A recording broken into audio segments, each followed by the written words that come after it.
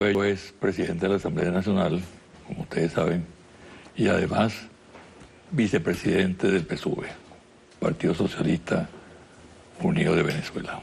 Diosdado, bienvenido al programa. Muchas gracias, Vicente. Siempre un placer, un honor estar aquí. Igualmente. Miércoles, esta semana que concluye, se cumplieron 23 años del 4 de febrero. Rápidamente vamos a recrear algunas cosas. Primero, ¿qué edad tenías tú? En abril cumplimos 28. En abril de ese año 92. Te está quitando unos meses. Sí, 27 y pico. 27 y tanto. Mira, y el recuerdo más importante que tú tienes de ese día, de esa madrugada. Así, el que te quedó grabado. Cuando yo estaba instalando unas antenas por aquí, por el Colegio de La Salle. La colina. Ajá, arriba. Y me fui al fuerte a buscar a los otros compañeros. Porque mucha gente se rajó, no quiso salir al final, ¿no? Y cuando yo voy por la Valle Coche, veo unas cosas oscuras que vienen, un poquito y antes de llegar a la bandera sería. Veo unas cosas oscuras y vienen los tanques. Dije, sí, vamos. Y cuando eran 4 tanques nada más, esa imagen a mí me dijo, bueno, sí lo vamos a hacer, sí lo vamos a hacer. Y yo no sé cómo, pero en mi carro yo di la vuelta en la autopista. Por arriba pasé la isla y pasé al otro lado y me pegué detrás de los tanques. Y luego los pasé, ¿no? Para abrir camino. Entonces pasamos por Plaza Venezuela. Estaba la gente ahí en Plaza Venezuela. Eran como las 11:05, 11:10 quizás.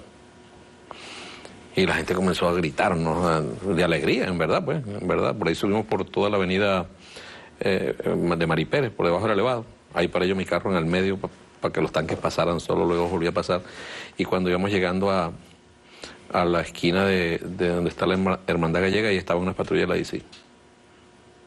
Y uno de los tanques les pegó y las bombió, pues. Y seguimos por toda la avenida Urdaneta hasta frente al Palacio. Nosotros fuimos los únicos que nos metimos por esa vía. ¿Quiénes iban en esos tanques? En uno iba Rojas Suárez, en uno iba Ronald Blanco, en el otro iba Carlos Aguilera, en el otro iba un sargento Freite, que ese era mi tanque, ese era el mío, pues. Sargento Freite. Y llegamos al Palacio solos, en verdad. Solo, porque el resto de la gente venía por los que salieron, porque mucha gente se quedó, no salió, y entraron por Pagüita, se vinieron por los túneles. Nosotros fuimos los únicos que entramos por el frente del Palacio. El 4F fue un golpe más. Yo no lo veo en verdad como un golpe de Estado, y creo que eso es un debate que hemos traído desde hace muchos años, ¿no? Porque un golpe de Estado tal cual son manifestaciones de las cúpulas militares, la mayoría de las veces con sectores económicos de un país. ¿Qué lo distingue de otros pronunciamientos militares? Ahí no había mando, ¿no? Éramos puros jóvenes que estábamos en los cuarteles, estábamos en el más, uno puede decir, el más antiguo era el comandante Chávez, era el comandante de un batallón, pero no había ahí ni brigadas, no había ni comandante del ejército. O sea, no era lo que aquí en Venezuela y en Latinoamérica, pues, se ha visto como un golpe de Estado. Era en Chile, Pinochet. ¿Eso explica fracaso? Yo creo que no fracasamos. Bueno, militarmente. Es que depende del objetivo que se pensara. Nosotros sabíamos que era muy difícil obtener algún objetivo real de victoria. Muy difícil. Eso tanto que el comandante Chávez nos llama a nosotros, los de aquí de Caracas, en una entrevista, le llama los suicidas de Caracas. Igual, yo le diría a ellos los suicidas de Maracay, que se vinieron sabiendo que aquí éramos muy pocos, tanta gente que se rajó. Pero si el objetivo final era lograr que el mundo supiera lo que estaba pasando en Venezuela, se logró con creces. Ustedes buscaban un impacto político, entonces. Se logró el impacto político necesario. En un momento nosotros sabíamos que no había opción de triunfo, y sin embargo salimos. Hubo un intento inclusive de paralizar la operación. Sin embargo, ya compañeros como Hernández Beren ya había salido de San Juan de los Morros, estaban trabajando en un batallón en San Juan de los Morros. y otros compañeros en el Zulia ya se han movido, en Valencia se han movido y no hubo manera de paralizar ya eso. Pero entonces, eso sería lo que distingue el 4 de febrero de los golpes tradicionales. Claro, es que además no había... Por ejemplo, la diferencia con el 18 de octubre. No, claro, ahí era el asumir el poder por el poder, y bueno, fueron trampas y tradiciones. Este no escapó de eso. Este movimiento no escapó de eso. ¿Qué quieres tú decir con eso? Bueno, porque dentro del mismo movimiento hubo algunos sectores que estaban planificando un evento aparte del comandante Chávez. Eso fue descubierto a tiempo, afortunadamente, y fue abortado. Los mismos sectores que en algún momento asumieron no reconocer el liderazgo del comandante Chávez, algunos de ellos, pues. Pero eso fue gracias a la constancia, creo, del comandante Chávez. El liderazgo de él fue solidificándose y consolidándose. Y cuando estábamos presos, nosotros decíamos, bueno, menos mal que no triunfamos militarmente, ¿no? Porque en verdad ninguno de nosotros tenía ambición de nada. A mí me preguntaron un día, ¿para dónde quieres ir cuando triunfemos? Y yo le dije, para la academia militar. Uno es soldado, ¿no? Yo quería regresar a la academia militar y enseñarle a los cadetes. Chávez decía que el 4 de febrero partió la historia de Venezuela en dos. Yo estoy convencido. Hay un antes y un después del 4 de febrero. Y creo que la sola presencia del comandante Chávez y el impacto que ha tenido en Venezuela no solo ratifica eso, sino que, bueno, lo confirma con creces. Aquí uno puede hablar de, tú conocedor de la historia, de presidentes de Venezuela y del comandante Hugo Chávez. ¿No es oculto de la personalidad? Yo creo que no, honestamente. A nosotros nos han señalado eso muchas veces, José Vicente. Pero el comandante Chávez se convirtió en un liderazgo no forzado, en un liderazgo natural, espontáneo. Orgánico. Sí, el comandante Chávez generaba eso, a veces hasta sin proponérselo. Había sectores de la oposición que se sentaban una vez a hablar con el comandante Chávez y antes no querían verlo y al final terminaban, aceptando que su propuesta político-económica, bueno, era la verdad. Cuando uno ve esto, José Vicente, de comparar, porque ellos tienen el tema de que el modelo fracasó. Yo tengo mi tesis contraria, por supuesto. Es reconocer el impacto que tuvo el comandante Chávez en este país. Y no solo en este país, esto fue un impacto aquí, pero eso se fue a toda Latinoamérica. Y ahorita en Latinoamérica hay una cantidad de gobiernos que tienen tendencia de izquierda, no de manera gratuita ni de manera fortuita. Creo que todo obedece a un desencadenamiento que tuvo su origen el comandante Chávez. Es nuestra percepción. ¿Qué erradicado de la política el 4 de febrero? Primero, creo que lo principal es que llegó un gobierno que no tenía compromisos con nadie. Con ningún grupo económico, con ningún sector. ¿Tú recuerdas? El comandante Chávez, al principio, si se dio algo más fue por, y esto lo digo con responsabilidad, por ingenuidad que por otra cosa. No por convalidar algún tipo de grupo. Personas como, por decir algo, Alfredo Peña, pues que entrara al gabinete. El comandante Chávez se los dijo en una reunión, yo recuerdo, no sé si tú recuerdas un programa que había en un canal de televisión, que había una silla, qué sé yo, y le iban a entregar la silla. Yo fui el otro día para allá con mi comandante, me tocaba, me estaba de guardia.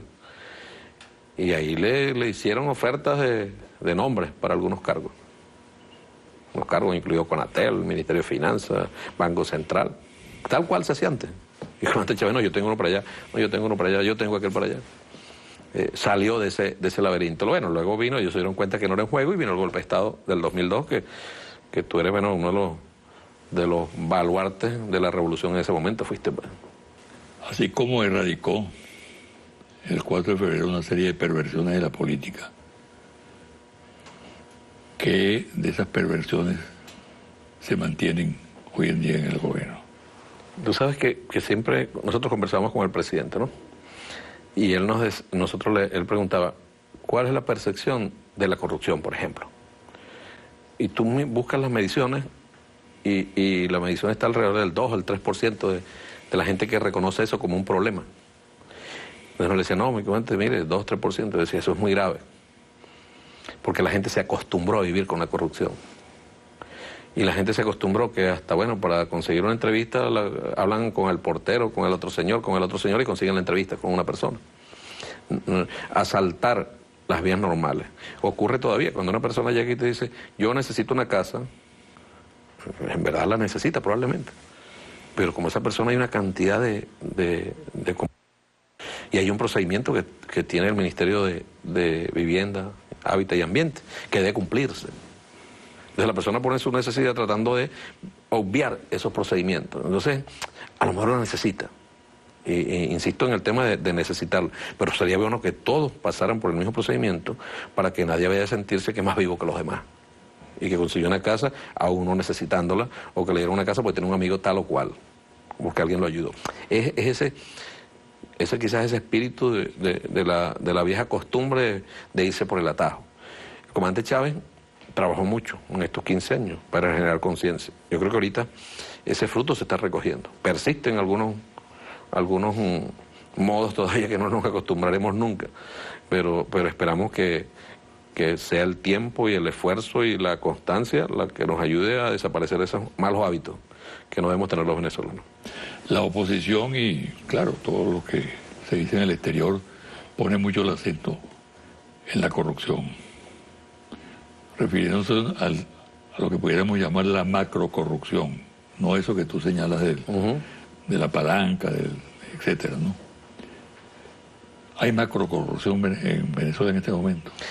Que lo diga la derecha venezolana no tiene ningún tipo de moral. Nosotros hemos combatido. En muchos casos hemos inclusive denunciado funcionarios del Estado. Nosotros mismos los hemos detenido. Luego termina esa gente en los brazos de la oposición. Termina esa gente que nosotros denunciamos por corrupción en los brazos de la oposición y los admiten y los reciben.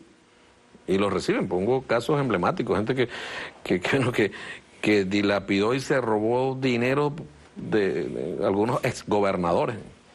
Y los recibió la oposición en sus brazos. Eso no tiene ningún tipo de moral. Inmediatamente se convierten en perseguidos políticos. Porque yo te digo algo, José Vicente.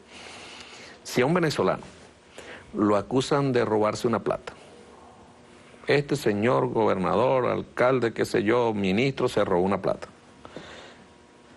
y esa persona dice, yo soy inocente, pero lo dice viviendo en Costa Rica, viviendo en Estados Unidos, viviendo en Panamá, viviendo en otros países, en Europa. O sea, ¿con qué plata vive allá? Es mentira que se robó los reales, se robó la plata. Y sin embargo, su conducta dice lo contrario, porque ¿cómo se mantiene una persona viviendo en Costa Rica cuerpo de rey? En España cuerpo de rey. Entonces es verdad que se robó la plata, no es ningún perseguido político. Entonces, esa gente normalmente termina abrazada por los sectores de la oposición. Y los aceptan en sus reuniones, y suman, y además aportan plata para las campañas. Los banqueros, una muestra de los banqueros. Los banqueros terminan siendo perseguidos políticos, según ellos, porque son los que le dan la plata.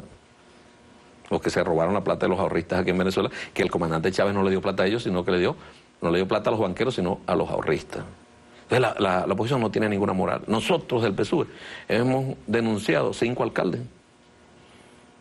Y con juicio abierto. Y ahorita estamos preparando la denuncia de, creo que son 3 más, que han incurrido en esa mala práctica, de manera que nosotros hemos hecho un gran esfuerzo. ¿Cuándo? En la Cuarta República. Yo ayer presentaba, tú denunciaste muchas veces eso en tu programa hace algún tiempo, aquel caso de los tanques.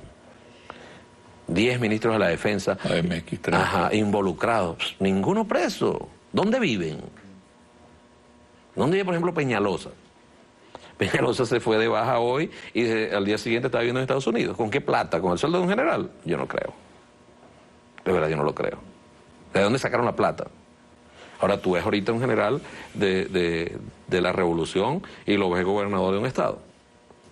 Trabajando por su pueblo, siguen trabajando por su pueblo. A Rangel Silva en Trujillo, a García Carneiro en Vargas, o a Mata Figueroa por allá, o ves a Carrizales en Apure, o ves a Bielma en Táchira, o ves a Castro Soteldo. Se quedaron aquí, no tienen nada que andar huyendo por ningún lado. Entonces, ¿esta gente dónde están? Unos nombres rimbombantes. Yo vi los nombres y me dio pena, porque no sé si algunos habrán fallecido. Pero jamás y nunca les hicieron nada.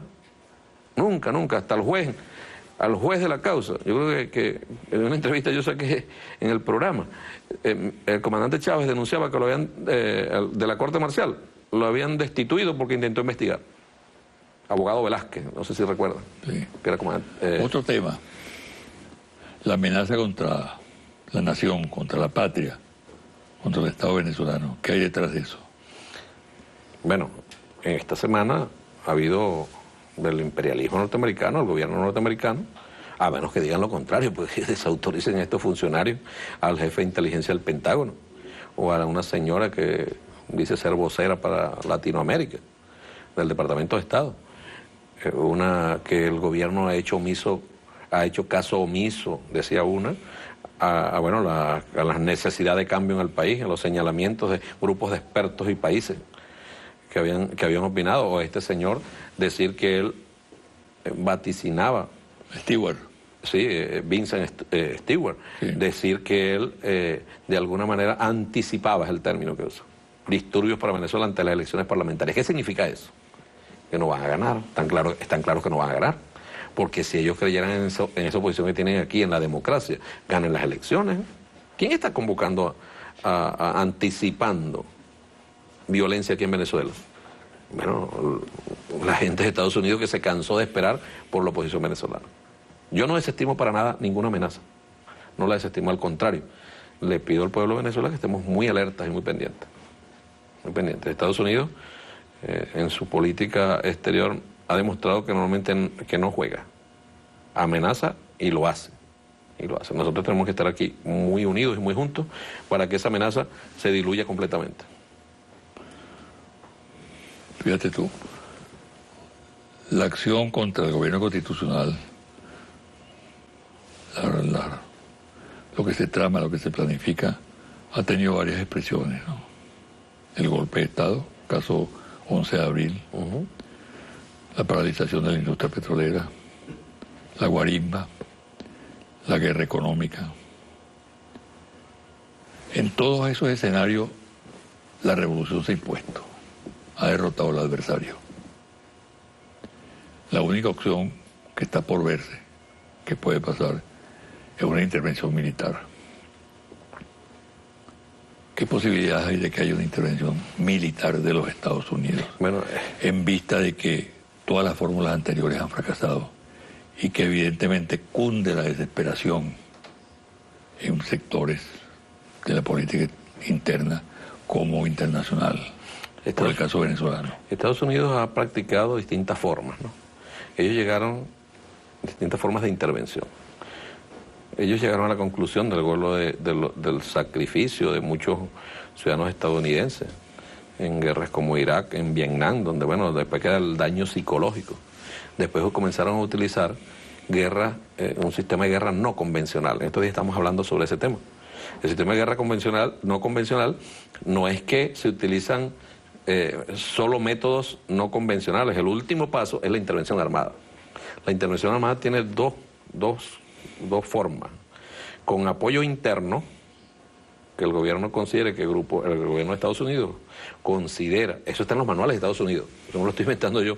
Yo tengo una presentación que hice sobre ese tema y he tomado los manuales de Estados Unidos, los manuales de guerra de los Estados Unidos, que ellos tengan un aliado interno que pueda alzarse en armas, grupos irregulares, contra un gobierno, y ellos participan activamente en el apoyo de esos grupos internos, por la vía de intervención, con incursiones aéreas y bloqueos navales. Y que logre, por ejemplo, el control de una parte del territorio. De una parte del territorio, consolidar una cabeza de playa. Y en el caso extremo, que ellos no logran el apoyo de grupos internos para consolidar esas cabeceras de playa, van a la intervención militar abierta.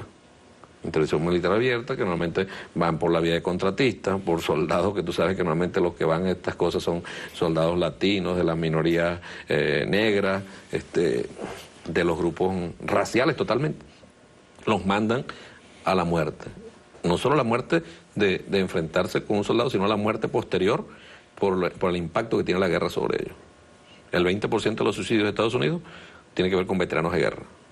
Gente que estuvo en las guerras. De manera que la intervención militar no es un elemento aislado, no, eso está dentro de los métodos de guerra no convencional y es la cuarta fase de un método de guerra no convencional, aplicada en otros lugares. En otros lugares a veces ellos se han desesperado, creen contar con grupos generadores de violencia a lo interno para apoyarse, esos grupos no existen. Eso pudiera ocurrir en Venezuela, porque imagínate tú una señorona de estos o a un niño de su casita con un fusil en el monte. Imagínatelos a ellos, los que intentaron salir del compañero Nicolás Maduro hasta que Nicolás se vaya, hasta que los que gobiernan este país se vayan. ¿Cómo es eso? Si aquí hubo unas elecciones libres apenas 2 años, va a cumplirse ahora, donde ganó el compañero Nicolás Maduro. ¿Por qué no intentan por la vía democrática? Y lo más triste es cómo un gobierno o gobiernos del mundo o personalidades, bueno, bien desprestigiadas en el mundo, como estos expresidentes que trajeron para acá, vengan a hablar de derechos humanos en Venezuela, de la violación de derechos humanos en Venezuela, de la persecución cuando ellos en sus países hicieron un desastre. Y que esa gente venga a apoyar un intento de golpe de Estado en Venezuela y aspire que nosotros nos quedemos callados y no digamos ni hagamos nada. Bueno, no es así.